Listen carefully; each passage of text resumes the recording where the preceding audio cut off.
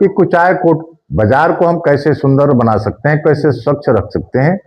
तो हम आप शिक्षा में क्रांति की बात करते हैं और आपके मैनिफेस्टो में कुचायकोट और पंचदेवरी प्रखंड में डिग्री कॉलेज की मांग जो रखी गई है वो है, लेकिन आपका इस पर क्या दृष्टिकोण है जो लंबे समय से मांग की जा रही है?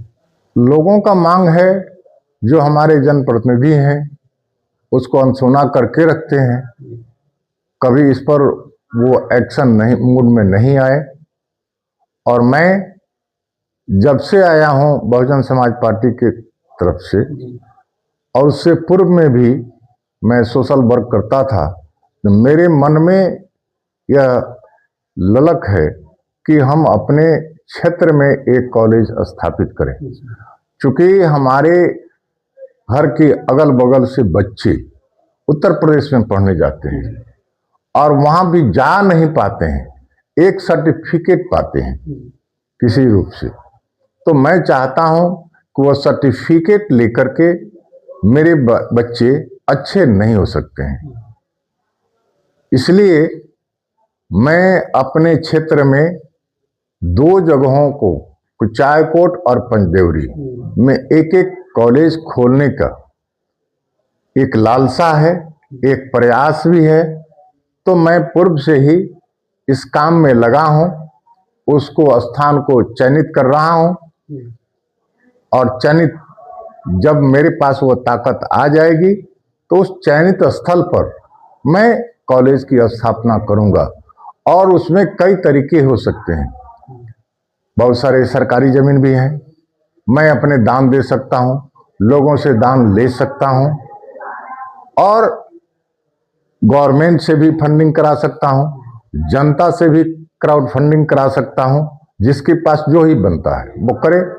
जैसे मैंने अपने गांव में देखा, हमारे यहाँ पूजा पाठ होती है, हमारे गांव के लोग किसी भी अन्य गांव में चंदा उगाही करने नहीं जाते हैं। वह सभी लोग जो खेत में खलिहान में काम करने वाला हो, नौकरी करने वाला हो, व्यवसाय करने वाला हो, सभी अपनी क्षमता के अनुसार स्वतः दान देते हैं।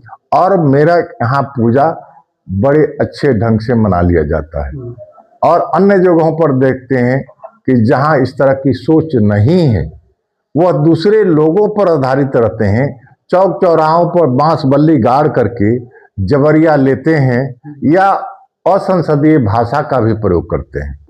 तो वो चीज अशिक्षा का द्योतक है कि वो लोग अशिक्षित हैं, ऐसा करना चाहते हैं। हम लोग पढ़े लिखे हैं, अच्छे ढंग से इस काम को करने में और कराने में विश्वास रखते हैं और कराएंगे।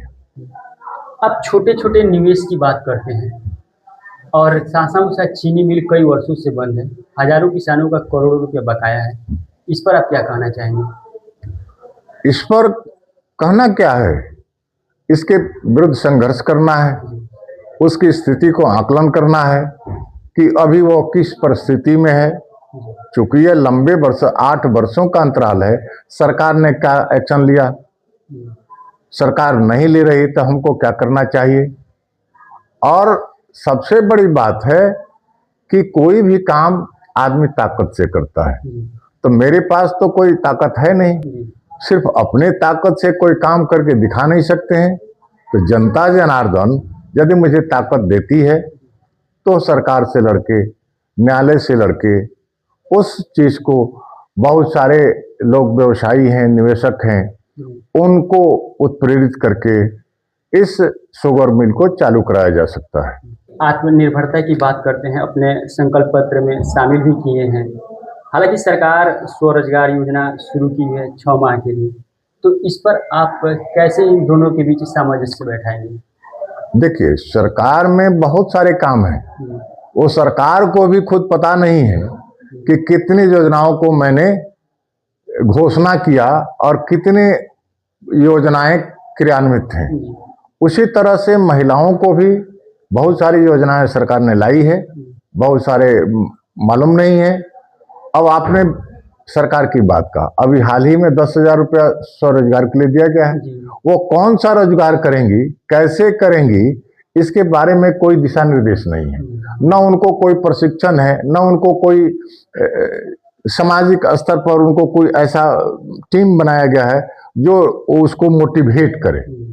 लेकिन मेरी जो सोच है, उसी सरकार के बनाए हुए कानून को धरातल पर उतार देना है, उसी कामों को उतार देना है। अब थोड़ा सा मेरा ये प्रयास रहेगा कि एक अलग से उनके बाजार स्थापित कर देना है। वो माल कोई काम करती हैं तो वो कहीं बिकना चाहिए, कहीं दिखना चाहिए, तब ना उनका आर्थिक लाभ होगा। हमने उनको प्रशिक्षण, सिलाई मशीन दे दिया, सिलाई चलाने का बता दिया, कैसे कटिंग होगा, कैसे सिलाई किया जाए, तो ये तो हो गया। लेकिन वो सिलाई कैसे करेंगे, उसके लिए संसाधन देना पड़ेगा। उसको वो तैयार माल करती हैं तो उसके लिए कहीं मार्केट तो देना पड़ेगा, जो उनका बनाया हुआ माल बिके, तब ना उनको आर्थिक लाभ होगा, तब ना वो सशक्त होंगी। तो ये सब गड़बड़ियां हैं जिसको हम ठीक करके लोगों को लाभ पहुंचा सकते हैं। कुचायकोट विधानसभा के सभी प्रमुख बाजारों में सार्वजनिक शौचालय की मांग की जा रही है, इस पर आप क्या कहेंगे? इस पर मुझे यही कहना है कि मैं बहुत वर्षों से प्रयासरत, मैं रिटायर्ड हुआ तब से मैं प्रयासरत हूँ, और मैं बहुत लोग, मैं अपने डीडीसी से भी मैंने बात किया था और जिला परिषद अध्यक्ष से भी मैंने बात किया था, उनके सामने सामने बात हुई थी कि लोग रोड पर शौचालय जाते हैं, इतना सुंदर कुचायकोट बाजार है और तमाम तरह लोग गंदिया कचरा फेंकते हैं। इसका एक सोच होना चाहिए, एक रोड मैप बनना चाहिए कि कुचायकोट बाजार को हम कैसे सुंदर बना सकते हैं, कैसे स्वच्छ रख सकते हैं। तो हम इस काम को पहले से कराना चाहते हैं। लोगों में एक जागृति, पहले तो बड़ी बात है कि लोगों को जागृत करना। एक तरफ हम सफाई की बात करते हैं, हम ही गंदा फैलाते हैं। हमारे घरों में एक बार सरकार ने योजना चलाई, सभी लोगों को ये सुलभ शौचालय पैखाना बनाने का एक पुरस्कार दिया, प्रोत्साहित किया, लेकिन सभी लोगों ने उस प्रोत्साहन भत्ता को उठाया, जिसमें हमारे बड़े बीडीओ तक के अधिकारी संलिप्त हैं और मुझे गांव घर के कुछ छोट भैया दलाल भी संलिप्त हैं, जो दूसरे को, जो हमारे जैसे घर पर पैखाना बना हुआ है, दूसरा आदमी फोटो खिंचा लिया, उस पर 100 रुपये ले लिया। इस तरह की मानसिकता रहेगी, हम कैसे बदलेंगे? तो हमारा ये सोच है कि हम सरकार से लड़के सार्वजनिक जगहों पर अपने बाजार को, अपने शहर को साफ सुथरा रखने के लिए शौचालय बनवाएंगे। अन्यथा की स्थिति में हम लोगों से क्राउड फंडिंग करके भी जहां जगह उपलब्ध है वहां उसको बनवाने का प्रयास करूंगा। आप अन्य प्रत्याशियों से बेहतर हैं, ये आप जनता को कैसे विश्वास दिलाएंगे? बेहतर तो सबसे बड़ा सबूत यही है कि मैं एक सामान्य परिवार का लड़का हूँ, पढ़ा लिखा हूँ, और 71 वर्ष के उम्र में मेरे ऊपर, मेरे दामन में किसी व्यक्ति ने कोई दाग नहीं लगा है, कोई आपराधिक रिकॉर्ड नहीं है। यहाँ तक कि 107 जो मुकदमा होता है वह भी मेरे ऊपर आज तक नहीं हुआ। इससे बड़ा विश्वास की क्या चीज़ है? तो जो मैं जीवन में, जो मेरा चाल है, चरित्र है, ईमान है, वो सबके सामने है। तो इसी से ये साबित हो जाएगा कि मैं एक ईमानदार चरित्रवान व्यक्ति हूँ, मेरे दामन में कोई दाग नहीं लगा है। तो यह अपने सामाजिक जीवन में आकर के दाग लगाना नहीं चाहेगा। और मेरा वसूल भी है कि जो मैं काम करता हूँ वो करता हूँ और करके दिखाऊंगा।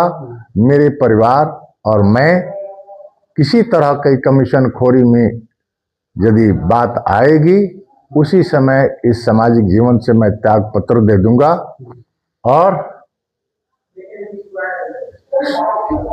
और मैं अपने शुचिता को हर समय बरकरार रखने का प्रयास करूंगा। कोई खास संदेश जो आप मतदाताओं को देना चाहेंगे और युवाओं को? युवाओं, बुजुर्गों, नौजवानों को मैं यही संदेश देना चाहता हूं कि ये लोकतंत्र का महापर्व है। इस पर्व में सच्चे और अच्छे लोगों का लोग चयन करें, और यदि मैं सच्चा, अच्छा, ईमानदार व्यक्ति दिखता हूं तो मुझे या मुझसे कोई बेहतर है उसे कर सकते हैं। मुझे उसमें कोई अपने लिए, अपने हित के लिए सिफारिश नहीं करनी है। मैं जनता जनार्दन को जो फिट आवे, जो अच्छा हो, जो चाल चरित्र का ठीक हो, वह बिकाऊ नहीं हो, वह टिकाऊ हो, उस व्यक्ति को लोग अपना मत दान करें। धन्यवाद।